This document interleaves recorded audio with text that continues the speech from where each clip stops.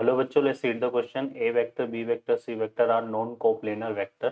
Thus that B vector cross C vector equal to A vector cross B vector equal to C vector cross A vector equal to B vector. Then magnitude of A vector equal to 1, magnitude of B vector equal to 1, magnitude of A vector, magnitude of B vector, magnitude of C vector, इन तीनों का sum equal to 3 और fourth option है none of this. चलिए solve करते हैं इस problem को।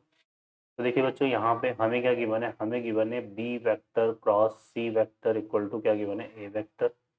Further हमें गिवन है यहाँ पे A vector cross B vector equal to C vector और C vector cross A vector equal to B vector.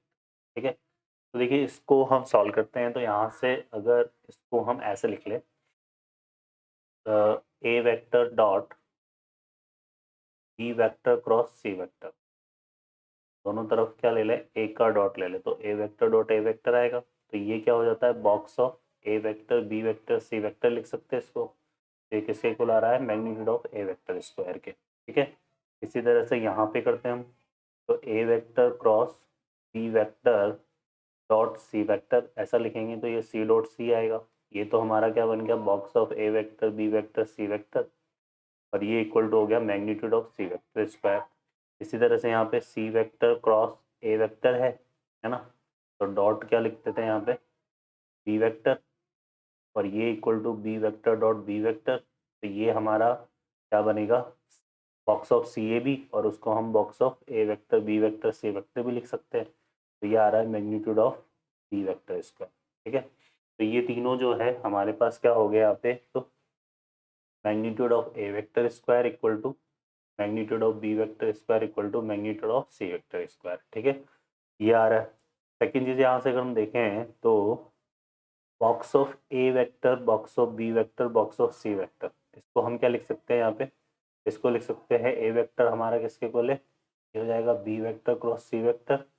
B vector हो जाएगा हमारा किसके इक्वल था, B vector equal to C vector cross A vector, और सी वेक्टर जो है वो है हमारा क्या, A vector cross B vector. और ये रिजल्ट पता है हमें कि किसके इक्वल होता है, box of A vector B vector और सी वेक्टर के होल स्क्वायर के। तो यहाँ से क्या आ रहा है, box of A vector B vector C vector equal to ये वाला रिजल्ट आ रहा है ना। तो हम इसको क्या, इसको अगर सिंप्लीफाई करेंगे तो हमारे पास क्या आएगा, box of A vector B vector C vector equal to 0, और एक आ जाएगा box of A vector B vector C vector, इसको इस तरफ लेके सॉल्व करेंगे इक्वल टू 1। ठीक है, तो इक्वल टू 0, ये तीनों का बॉक्स प्रोडक्ट अगर 0 हो गया तो ये क्या हो जाएंगे, कॉप्लेनर हो जाएंगे, मतलब क्या हो जाएंगे, ये कॉप्लेनर हो जाएंगे। लेकिन यहाँ पे ये एक दूसरे के क्या है, परपेंडिकुलर है, तो ऐसा तो पॉसिबल है नहीं, तो हमारे पास सिर्फ और सिर्फ ये होगा। अब ये इक्वल टू, हमने यहाँ पे देखा था कि ये किसके इक्वल है, A vector B vector C vector के स्क्वायर के, और इसकी वैल्यू 1 है। तो इससे क्या क्लियर हो रहा है कि magnitude of A vector magnitude of B vector and magnitude of C vector, ये हमारा इक्वल टू क्या जाएगा, 1।